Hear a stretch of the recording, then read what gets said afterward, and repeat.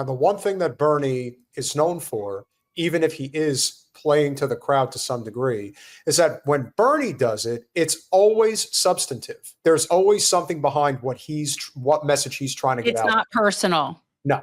And so this is what Bernie had to say. And I actually think the way he framed it was actually really well done. Like the slogan that you coined, "Make America Healthy Again." And I strongly agree with that effort. First of all, look at the look on her fucking face. Oh, she is Keaton. She is so fucking jealous of him. She hates him with a burning passion of 1,000 suns. She's like, how could people like this guy? He's such a curmudgeon. I'm so well educated and so perfect, and I'm Native American, 0.01%, but it still counts. You know, it's shit like that. She really became. She's worse than Amy Klobuchar, and that's really saying something. That she really got to that level of just complete disdain. But you know that she is, it's like she hates Bernie more than she hates RFK. And for what? I mean, most people, when they sell out, they get something in exchange. What did she get? Nothing. They didn't appoint her anything. That's why she's so bitter. Yeah. But I did become the chair of the Senate Appropriations Committee, and I think that's a pretty good consolation prize when you think about it in a very non-logical Hasn't done shit for us though. So do you have the onesie video too, or just this one? I have the one about the donations. So I'll get to that in a second. So let's play this.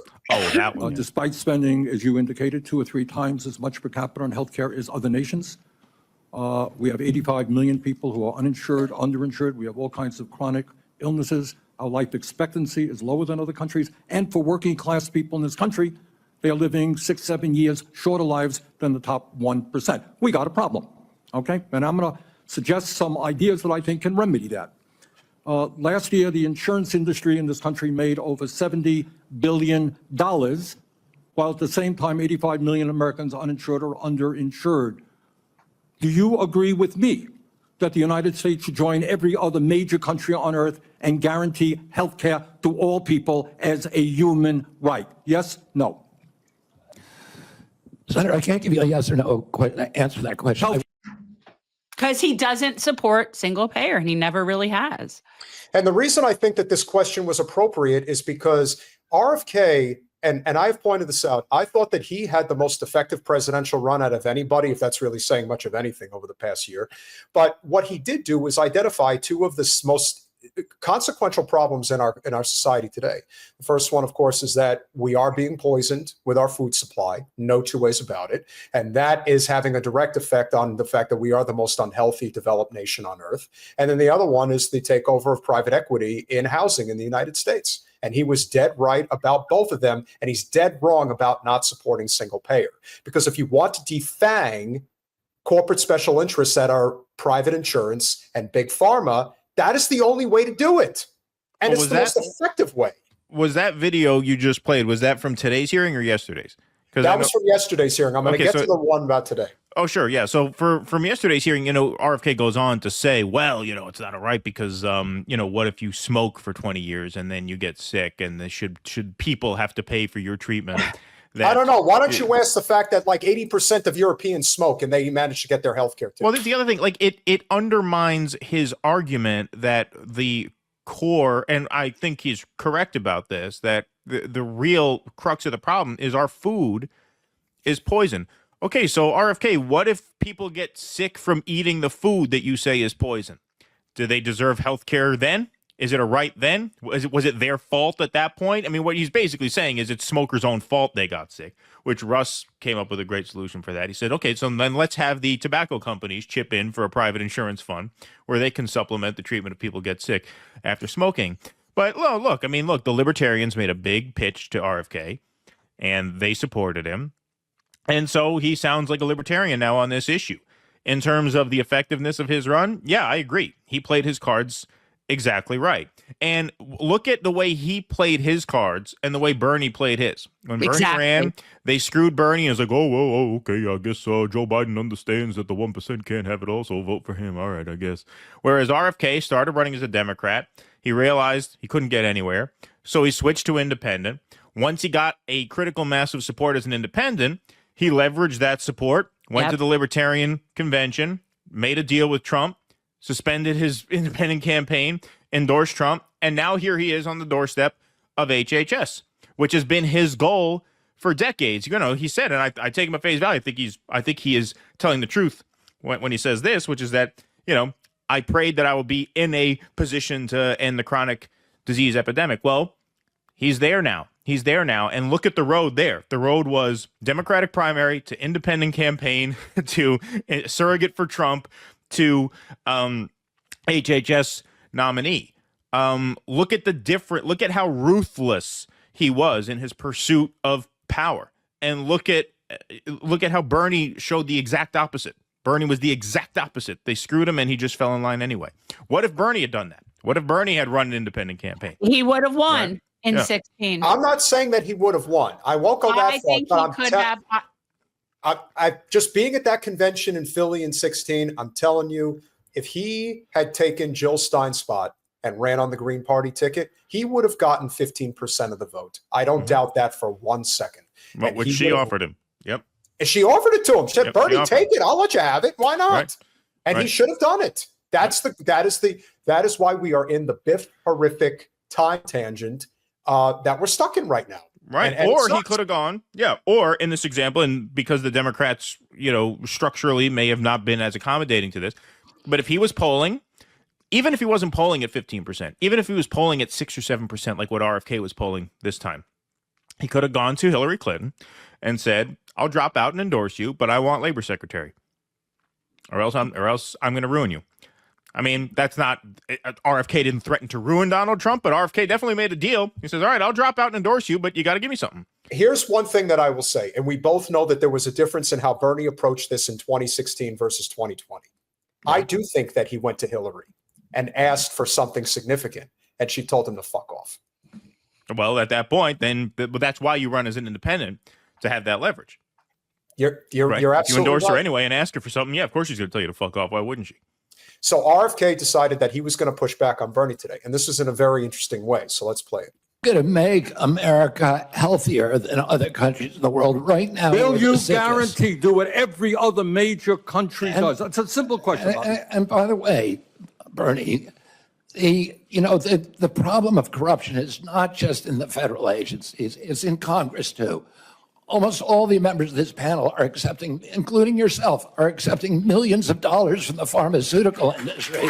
Okay, so he's right on one hand and he's wrong on the other hand. He's absolutely right that the people on that panel are completely bought off by big pharma and private insurance. Where he's wrong about Bernie, and Bernie is going to allude to this, is the fact that Bernie doesn't take donations from corporate PACs and places like that. Individuals who happen to work for the pharmaceutical industry or the private insurance company are the ones donating to him. Shareholders and CEOs and bosses are not giving him shit. So RFK is obligated to be honest here, and he's being half honest. In fact, he's being half dishonest, and that's just as bad as being dishonest altogether as far as I'm concerned. Yeah, I think you're giving him a little too much credit. I think he is a degenerate, psychopathic liar, and I think this is a good example of that in action. If you want, I could share my screen and I could prove to you. You'll get a sneak peek of what our show is going to be on Sunday. Because I texted this to Russ when I saw this, and I told Russ, I said, we're going to do this on Sunday. I don't care how old it is. I don't care how old this is. We're doing this on Sunday, goddammit. So if you go to Open Secrets, which is the source for his claim, you just got to throw that up on the screen for me, Peter, if you can. Or whoever's back here. Yep, got it. It's right. Okay, so if you go there, this is Open Secrets. So this is the source of that claim, right? So you can go here and you can find the source of everybody's funding. So first of all, RFK chooses 2020 as the example because that's when Bernie ran for president. So of course he's going to lead the pack of senators in donations that year because he's running for president that year, right? So of course you're going to be a top donor. We also know Bernie was a fundraising machine. Okay, so let's go here. Pharmaceutical manufacturing, that seems to be what they're talking about.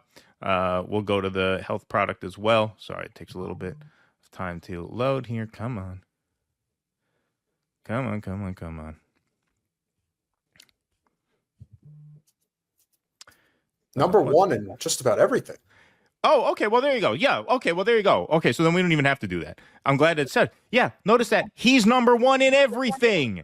He's number one in every field because these are people, these are individuals who donate, who worked in these fields, who donate to him. When you make a political donation, they ask you what line of work you're in so that they can aggregate it in this way. right? So, You know, of and course, you know, he's what's number interesting- one.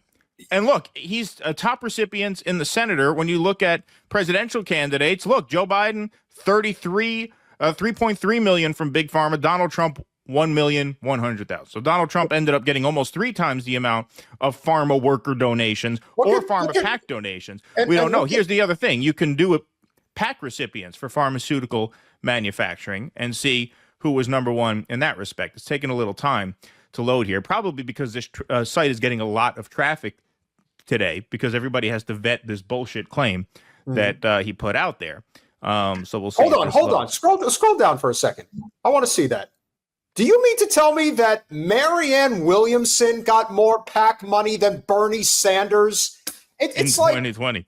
Yeah. Oh. But look at the PAC money. The PAC money, he's nowhere near the top. He's nowhere near the top. I think he took $1,100 in PAC money. But if you look at this, he's number one across the board. Across the board. You know why?